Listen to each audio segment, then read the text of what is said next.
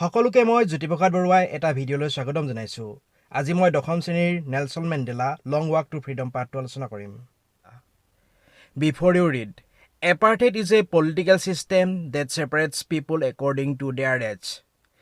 বৰ্ণ বৈষম্য নীতি হৈছে এটা ৰাজনৈতিক ব্যৱস্থা যিয়ে মানুহ পৃথক কৰে জাতি অনুসৰি।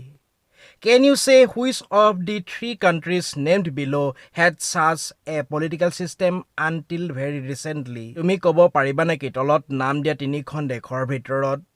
এনেকুৱা এটা ৰাজনৈতিক ব্যৱস্থা আছিল অলপ আগলৈকে? Number 1, United States of America. Number 2, South Africa. Number 3, Australia. Have you heard of Nelson Mandela? Nelson Mandela বিষয়ে শুনিছানে? Mandela and his African National Congress spent a lifetime fighting against apartheid. Mandela আৰু তেখেতৰ African ৰাষ্ট্ৰীয় কংগ্ৰেছ দলটোৱে জীৱনজোৰা যুঁজ কৰিছিলে এই বৰ্ণ বৈষম্য নীতিৰ বিৰুদ্ধে। Mandela had to spend 30 years in prison. Mandela 30 বছৰ কটাবলগীয়া হৈছিল কাৰাগাৰত। Finally, democratic elections were held in South Africa in 1994. অৱশেষত গণতান্ত্ৰিক নিৰ্বাচন অনুষ্ঠিত হ'ল দক্ষিণ আফ্ৰিকাৰ 1994 চনত। And Mandela became the first black president of a new nation. আৰু মেণ্ডেলা হ'ল প্ৰথম কলা ৰাষ্ট্ৰপতি এখন নতুন ৰাষ্ট্ৰৰ। In this extract from his autobiography, Long Walk to Freedom, Mandela speaks about a historic occasion, the inauguration. এই অংশ তেখেতৰ আত্মজীৱনীৰ পৰা Long Walk to Freedom, মেণ্ডেলাই কৈছে এটা ঐতিহাসিক উপলক্ষৰ বিষয়ে, উদ্বোধনী অনুষ্ঠানৰ বিষয়ে। 10th May dawned bright and clear. 10 মে দিনটোৰ আৰম্ভ হৈছিল উজ্জ্বল আৰু ফটফটীয়াকৈ, অৰ্থাৎ দিনটো এটা ফৰকাল বতৰৰ আছিল। For the past few days, I had been pleasantly besieged by dignitaries and world leaders who were coming to pay their respects before the inauguration. যোৱা কিছুদিন ধৰি মোক আনন্দদায়কভাৱে আগুৰি আছিল সন্মানীয় ব্যক্তি আৰু বিশ্বৰ গুৰিয়াল লোকসকল যিবিলাকে আহিছিল তেওঁলোকৰ সন্মান দিবলৈ উদ্বোধনী অনুষ্ঠানৰ আগতে। The inauguration would be the largest gathering ever of international leaders on South African soil. উদ্বোধনী অনুষ্ঠানটো হ'ব আটাইতকৈ বৃহৎ গোট খোৱা অনুষ্ঠান আন্তঃৰাষ্ট্ৰীয় গুৰিয়াল লোকসকলৰ দক্ষিণ আফ্ৰিকাৰ মাটিত। অৰ্থাৎ গণতান্ত্ৰিক চৰকাৰৰ উদ্বোধনী অনুষ্ঠান অনুষ্ঠিত হ'ব আৰু তালৈ বিভিন্ন দেশৰ সন্মানীয় লোকসকল আৰু বিশ্বৰ গুৰিয়াল লোকসকল আহিছে। The ceremonies took place in the lovely sandstone amphitheater formed by the Union Buildings in Pretoria. সব উদযাপনবিলাক অনুষ্ঠিত হৈছিল মনোমোহা বালিশিলৰ ৰংগমঞ্চত যাক গঠন কৰিছিলে ইউনিয়ন বিল্ডিঙে প্ৰিটৰিয়া নামৰ ঠাইখনত। For decades, this had been the seat of white supremacy. দশক ধৰি ই আছিল বগা লোকসকলৰ প্ৰাধান্যতাৰ আসন। And now it was the site of a rainbow gathering of different colors and nations for the installation of South Africa's first democratic non-racial government. আৰু এতিয়া এই দৃশ্য হৈ পৰিছে গোট খোৱা এখন ৰামধেনুৰ বিভিন্ন বৰ্ণৰ আৰু ৰাষ্ট্ৰৰ যিবিলাকে আহিছে সংস্থাপন কৰিবলৈ দক্ষিণ আফ্ৰিকাৰ প্ৰথম গণতান্ত্ৰিক জাতিভেদহীন চৰকাৰখনৰ। অৰ্থাৎ বিভিন্ন বৰ্ণৰ কলা বগা ৰেড ইণ্ডিয়ান অৰ্থাৎ ৰঙচুৱা বৰ্ণৰ ভাৰতীয় লোকসকলো বা অন্যান্য বৰ্ণৰ লোকসকলো এই দক্ষিণ আফ্ৰিকা গণতান্ত্ৰিক চৰকাৰখনৰ উদ্বোধনী অনুষ্ঠানলৈ আহিছে। বিভিন্ন ধৰণৰ তেওঁলোকে সাজপাৰ পৰিধান কৰিছে আৰু তেওঁলোকৰ গাৰ বৰ্ণো বিভিন্ন ধৰণৰ। ফলত ইয়াক কোৱা হৈছে এ ৰেইনবো গেডাৰিং, বিভিন্ন ৰং থকা যেন এখন ৰামধেনুহে। On that lovely autumn day, I was accompanied by my daughter Jenani. সেই ভাল লগা শৰৎকালৰ দিনটোত মোৰ লগত আহিছিল মোৰ জি জিনানী বুলি মেণ্ডেলাই কৈছে। On the podium, Mr. De Klerk was first sworn in as second deputy president. বক্তৃতা মঞ্চত মিষ্টাৰ ডি ক্লাৰ্ক প্ৰথমতে শপত গ্ৰহণ কৰিলে দ্বিতীয় উপৰাষ্ট্ৰপতি হিচাপে। Then Thabo Mbeki was sworn in as first deputy president. তাৰ পাছত থাবো mbekীয়ে শপত গ্ৰহণ কৰিলে প্ৰথম উপৰাষ্ট্ৰপতি হিচাপে। When it was my turn, I pleased to obey and uphold the Constitution and devote myself to the well-being of the Republic and its people. যেতিয়া মোৰ পাল পৰিল মই শপত গ্ৰহণ কৰিলোঁ মানি চলিবলৈ আৰু ধৰি ৰাখিবলৈ সংবিধানখন আৰু নিজকে উচৰ্গা কৰিবলৈ কল্যাণ বা মংগলৰ এই লোকতন্ত্ৰৰ আৰু ইয়াৰ মানুহবোৰৰ To the assembled guest and the watching world I said গোট খোৱা অতিথি আৰু চাই থকা পৃথিৱীক মই কৈছিলোঁ Today all of us do by our presence here confer glory and hope to newborn liberty আজি আমি সকলোৱে আমাৰ উপস্থিতিৰ দ্বাৰা ইয়াত প্ৰদান কৰিছোঁ বা যশস্যা আৰু আশা নতুনকৈ জন্মগ্ৰহণ কৰা স্বাধীনতাৰ Out of the experience of an extraordinary human disaster that lasted too long must be born a society of which all humanity will be proud. এটা অসাধাৰণ মানৱীয় বিপৰ্যয়ৰ পৰা ওলাই অহাৰ পাছত যিয়ে অতি দীঘলীয়া সময় ধৰি আছিল জন্মগ্ৰহণ কৰিব লাগিব এখন সমাজ যাৰ কাৰণে গোটেই মানৱ সমাজ গৌৰৱান্বিত হ'ব অসাধাৰণ মানৱীয় বিপৰ্যয় মানে বুজাইছে এই কলা লোকসকলে বগা লোকসকলৰ দ্বাৰা শোষিত হৈ থকা অৱস্থাটো তেওঁলোকে অমানৱীয় ব্যৱহাৰ বগা লোকসকলৰ দ্বাৰা পাবলগীয়া হৈছিলে আৰু অতি দীঘলীয়া সময় ধৰি এইটো চলি আছিলে এই এপাৰ্টেড সিস্টেমৰ যোগেদি বগা লোকসকলে কলা লোকসকলক শোষণ কৰিছিলে অমানৱীয় ব্যৱহাৰ কৰিছিলে এয়াই হৈছে এক্সট্ৰাঅৰ্ডিনাৰী হিউমেন ডিজাষ্টাৰ অসাধাৰণ মানৱীয় বিপৰ্যয় য'ত মানৱ অধিকাৰ খৰ্ব কৰা হৈছিলে কলা লোকসকলৰ We who were outlaws not so long ago আমি যিবিলাক আইনৰ সুৰক্ষাৰ পৰা বঞ্চিত লোক আছিলোঁ অলপ সময় আগলৈকেই নহয় তাৰ মানে বেছি সময় হোৱাই নাই have today been given the rare privilege to host to the nations of the world on our own soil আমাক দিয়া হৈছে দুষ্প্ৰাপ্য বিশেষ অধিকাৰ আতিথ্য প্ৰদান কৰিবলৈ গোটেই পৃথিৱীৰ ৰাষ্ট্ৰবিলাকৰ আমাৰ নিজৰ মাটিতে We thank all our distinguished international guests for having come to take possession with people of our country of what is after all a common victory for justice for peace for human dignity আমি ধন্যবাদ জনাও আমাৰ সন্মানীয় আন্তঃৰাষ্ট্ৰীয় অতিথিসকলক অহাৰ কাৰণে আমাৰ দেশখনৰ সকলো মানুহৰ লগত একেলগে অংশগ্ৰহণ কৰিবলৈ যিটো মুঠৰ ওপৰত এটা সাধাৰণ বিজয় ন্যায়ৰ কাৰণে শান্তিৰ কাৰণে আৰু মানৱ মৰ্যাদাৰ কাৰণে অৰ্থাৎ আন্তঃৰাষ্ট্ৰীয় গুৰিয়াল লোকসকলে এই কলা লোকসকলৰ লগত একেলগে আজি বহিছে একেলগে বহি তেওঁলোকে এটা সন্মান প্ৰদৰ্শন কৰিছে নতুন ৰাষ্ট্ৰৰ প্ৰতি গণতান্ত্ৰিক ৰাষ্ট্ৰখনৰ প্ৰতি যি সকলো মানুহৰ কাৰণে এটা বিজয় যেন ন্যায়ৰ কাৰণে শান্তিৰ কাৰণে আৰু মানৱ মৰ্যাদাৰ কাৰণে We have at last achieved our political emancipation আমি অৱশেষত আহৰণ কৰিলোঁ আমাৰ ৰাজনৈতিক দাসত্ব মুক্তি We pledge ourselves to liberate all our people from the continuing bondage of poverty, deprivation, suffering, gender and other discrimination. আমি নিজে শপত গ্ৰহণ কৰোঁ মুক্ত কৰিবলৈ আমাৰ মানুহবোৰক চলি থকা দৰিদ্ৰতাৰ বান্ধন বৈষম্যমূলক আচৰণ দুখ কষ্ট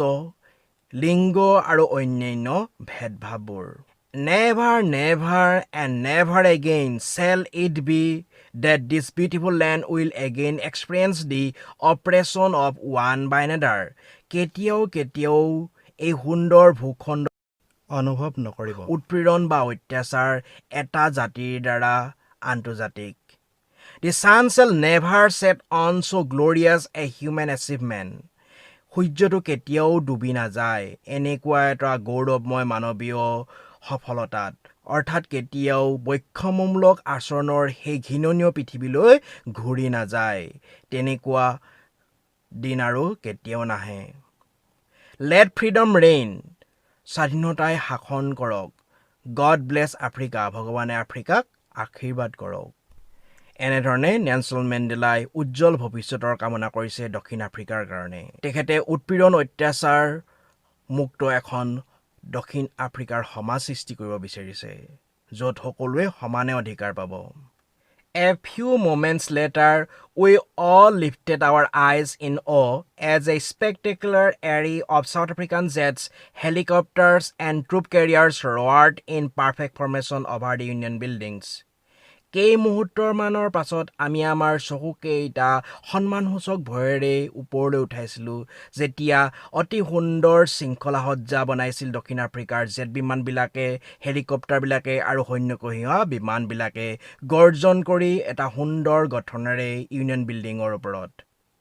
It was not only a display of pinpoint precision and military force, but a demonstration of the military's loyalty to democracy, to a new government that had been freely and fairly elected. ই মাত্ৰ প্ৰদৰ্শনীয়ে নাছিলে একেবাৰে নিৰ্ভুল নিখুঁততা আৰু সৈনিক শক্তিৰ কিন্তু এটা প্ৰদৰ্শনী আছিলে সৈনিকসকলৰ আনুগত্যতা গণতন্ত্ৰৰ প্ৰতি এখন নতুন চৰকাৰৰ প্ৰতি যাক মুক্তভাৱে আৰু ন্যায়সংগতভাৱে নিৰ্বাচিত কৰা হৈছে Only moments before the highest generals of the South African Defense Force and police, their chest bedecked with ribbons and medals from the days gone by, saluted me and pledged their loyalty.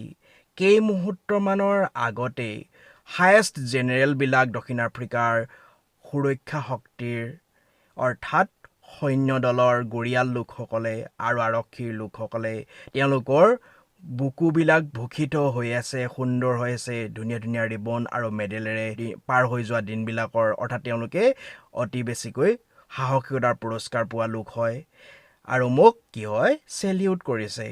আৰু শপত খাইছিলে তেওঁলোকৰ আনুগত্যতাৰ অৰ্থাৎ ৰাষ্ট্ৰপতিৰ হৈ কাম কৰিম বুলি এই নতুন চৰকাৰৰ হৈ কাম কৰিম বুলি শপত খাইছিল I was not unmindful of the fact that not so many years before they would not have saluted but arrested me কিন্তু মই মন নিদিয়াকৈ থকা নাছিলোঁ কথাটোত যে বেছি বছৰ আগলৈকেই নহয় তেওঁলোকে মোক সেলিউট নকৰি মোক এৰেষ্টহে কৰিলেহেঁতেন গ্ৰেপ্তাৰহে কৰিলেহেঁতেন এতিয়া গণতান্ত্ৰিক নিৰ্বাচন হৈ তেখেতে ৰাষ্ট্ৰপতি হোৱাৰ কাৰণেহে এতিয়া কি হৈছে সেলিউট কৰিছে যেতিয়া বৰ্ণ বৈষম্য জাতিভেদ ব্যৱস্থা চলি আছিলে তেতিয়া তেওঁক হয়তো গ্ৰেপ্তাৰহে কৰিলেহেঁতেন Finally, a chevron of Impala jets left a smoke trail of the black, red, green, blue and gold of the new South African flag. অৱশেষত ভি আকৃতিৰ ইম্পালা জেটবিলাকে এৰি দিছিল ধোঁৱাৰ এটা গতিপথৰ চিন কলা ৰঙা সেউজীয়া নীলা আৰু সোণালী বৰণৰ যি আছিল দক্ষিণ আফ্ৰিকাৰ নতুন পতাকাৰ বৰণবোৰ The day was symbolized for me by the playing of our two national anthems and the vision of white singing Coorg Africa and black singing Die Stem, the old anthem of the Republic. দিনটোৰ তাৎপৰ্য আছিল মোৰ কাৰণে দুটা ৰাষ্ট্ৰীয় সংগীত বজোৱাৰ দ্বাৰা আৰু বগা লোকসকলৰ দৃষ্টিৰে গাইছিল Coorg Africa অৰ্থাৎ God bless Africa. And black singing Die Stem আৰু কলা লোকসকলে গাইছিল Die Stem অৰ্থাৎ The Call of South Africa দক্ষিণ আফ্ৰিকাৰ আহ্বান The old anthem of the Republic গণৰাজ্যখনৰ পুৰণা ৰাষ্ট্ৰীয় সংগীত Although that day neither group knew the lyrics of the anthem they once despised, they would soon know the words by heart. যদিও সেইদিনা কোনো এটা দলে ৰাষ্ট্ৰীয় সংগীতৰ গীতৰ কথাংশ তেওঁলোকে জনা নাছিল যাক এটা সময়ত তেওঁলোকে ঘিণ কৰিছিল তেওঁলোকে অতি সোনকালে জানিব প্ৰতিটো শব্দ হৃদয়েৰে অৰ্থাৎ হৃদয়ংগম কৰিব প্ৰতিটো কথা On the day of the inauguration, I was overwhelmed with a sense of history. উদ্বোধনী অনুষ্ঠানৰ দিনাখন মই অভিভূত হৈছিলোঁ এটা ইতিহাসৰ জ্ঞানত অৰ্থাৎ মোৰ ইতিহাসৰ কথা মনলৈ আহিছিলে আৰু মই অভিভূত হৈছিলোঁ In the first decade of the 20th century, a few years after the bitter Anglo-Boer War and before my own birth, the white-skinned peoples of South Africa patched up their differences and erected a system of racial domination against the dark-skinned peoples of their own land. বিংশ শতিকাৰ প্ৰথম দশকত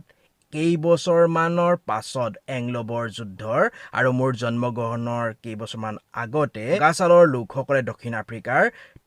ঠিক কৰি লৈছিল তেওঁলোকৰ পাৰ্থক্যবোৰ আৰু থিয় কৰাইছিল এটা জাতিগত প্ৰাধান্যতাৰ ব্যৱস্থা তেওঁলোকৰ নিজৰ মাটিৰ কলা চালৰ লোকসকলৰ বিৰুদ্ধে অৰ্থাৎ বগা লোকসকলে নিজৰ মাজত বুজাবুজি কৰি লৈছিলে আৰু তেওঁলোকে এটা ব্যৱস্থা কৰি লৈছিলে তেওঁলোকৰ নিজৰ মাটিতে বসবাস কৰা কলা চালৰ লোকসকলৰ বিৰুদ্ধে হেয়া হৈছে তেওঁলোকৰ প্ৰাধান্যতা বগা লোকসকলৰ প্ৰাধান্যতা কলা লোকসকলৰ বিৰুদ্ধে The structure they created formed the basis of one of the harshest, most inhuman societies the world has ever known. যিটো ভেটি তেওঁলোকে গঠন কৰিছিলে সেয়া আছিল ভিত্তি আটাইতকৈ নিষ্ঠুৰ আটাইতকৈ অমানৱীয় সমাজবিলাকৰ ভিতৰত এখন পৃথিৱীয়ে কেতিয়াবা জনা অৰ্থাৎ যি জাতিভেদৰ ব্যৱস্থা তেওঁলোকে কৰিলে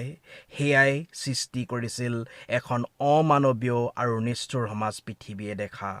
এয়া আছিল বগা লোকসকলে কলা লোকসকলৰ ওপৰত কৰা শোষণ এপাৰ্থেইড ব্যৱস্থা বগা লোকসকলে কলা লোকসকলক অতি অমানৱীয় ব্যৱহাৰ কৰিবলৈ আৰম্ভ কৰিলে Now, in the last decade of the 20th century and my own 8th decade as a man, that system had been overturned forever. এতিয়া বিংশ শতিকাৰ শেষ দশকত মোৰ দশক এজন মানুহ হিচাপে অৰ্থাৎ 80 বছৰ বয়সত সেই ব্যৱস্থাটো লুটি খালে চিৰকালৰ কাৰণে and replaced by one that recognized the rights and freedoms of all peoples regardless of the color of their skin আৰু স্থান হলনি কৰিলে এখন সমাজে যিখন সমাজে স্বীকৃতি দিয়ে অধিকাৰ আৰু স্বাধীনতা সকলো মানুহৰ তেওঁলোকৰ ছালৰ বৰ্ণক গুৰুত্ব নিদি That they had come about through the unimaginable sacrifices of thousands of my people whose suffering and courage can never be counted or repaid. সেই দিনটো আহিছে কল্পনা কৰিব নোৱাৰা হাজাৰ হাজাৰ মোৰ মানুহৰ বলিদানৰ দ্বাৰা মানুহবিলাক যাৰ কষ্ট আৰু সাহস কেতিয়াও গণনা কৰিব নোৱাৰি যাৰ মূল্য কেতিয়াও দিব নোৱাৰি অৰ্থাৎ এই জাতিভেদ ব্যৱস্থাৰ বিৰুদ্ধে কলা লোকসকলে অতি কষ্ট কৰিবলগীয়া হৈছে যুঁজিবলগীয়া হৈছে তেওঁলোকে বলিদান দিবলগীয়া হৈছে তাৰ পাছতহে এই গণতান্ত্ৰিক নিৰ্বাচন হৈছিল দক্ষিণ আফ্ৰিকাত I felt that day, as I have on so many other days, that I was simply the sum of all those African patriots who had gone before me. মই সেই দিনাখন অনুভৱ কৰিছিলোঁ অৰ্থাৎ উদ্বোধনী অনুষ্ঠানৰ দিনাখন অনুভৱ কৰিছিলোঁ যি ধৰণে মই বহু অন্য দিনত অনুভৱ কৰোঁ যে মই সেই আফ্ৰিকান স্বদেশপ্ৰেমী লোকসকলৰ এটা গোট যিয়ে মোৰ আগতে গ'লগৈ অৰ্থাৎ যিয়ে মোৰ আগতে পৃথিৱীৰ পৰা আঁতৰি গ'ল যিয়ে শ্বহীদ হৈ গ'ল এই দেশৰ কাৰণে দক্ষিণ আফ্ৰিকাৰ কাৰণে That long and noble line ended and now began again with me সেই দীঘলীয়া আৰু হট শাৰীটো শেষ হৈ গ'ল অৰ্থাৎ দক্ষিণ আফ্ৰিকাৰ স্বদেশপ্ৰেমী লোকসকলৰ শাৰীটো শেষ হৈ গৈছিলে আৰু এতিয়া মোৰ লগতে যেন আৰম্ভ হ'ল বুলি তেওঁ অনুভৱ কৰিছে I was pained that I was not able to thank them and that they were not able to see what their sacrifices had wrought. মই বেদনা পাইছিলোঁ দুখ অনুভৱ কৰিছিলোঁ যে মই সক্ষম নাছিলোঁ তেওঁলোকক কৃতজ্ঞতা জনাবলৈ আৰু যে তেওঁলোকে সক্ষম নাছিল চাবলৈ তেওঁলোকৰ বলিদানবিলাকে কি গঢ় দিলে তেওঁলোকৰ বলিদানবিলাকে এখন জাতিভেদহীন সমাজ গঢ় দিলে তেওঁলোকৰ বলিদানবিলাকে দক্ষিণ আফ্ৰিকালৈ লৈ আহিলে এখন গণতান্ত্ৰিক সমাজ য'ত সকলো জাতিয়ে সমানে অধিকাৰ উপভোগ কৰিব সকলো জাতিয়ে মুক্ত অনুভৱ কৰিব সকলো জাতিয়ে শান্তিত থাকিব পাৰিব সেইবিলাক এতিয়া সেই স্বদেশপ্ৰেমী লোকসকলে চাব নোৱাৰে কাৰণ তেওঁলোক ইতিমধ্যে এই পৃথিৱীৰ পৰা আঁতৰি গ'ল মৰমৰ ছাত্ৰ-ছাত্ৰীসকল ভিডিঅ'টো আজিলৈ ইমানেই পাঠটোৰ বাকী অংশ অৰ্থাৎ শেষ অংশ আন এটা ভিডিঅ'ত পাবা ধন্যবাদ জয় অসম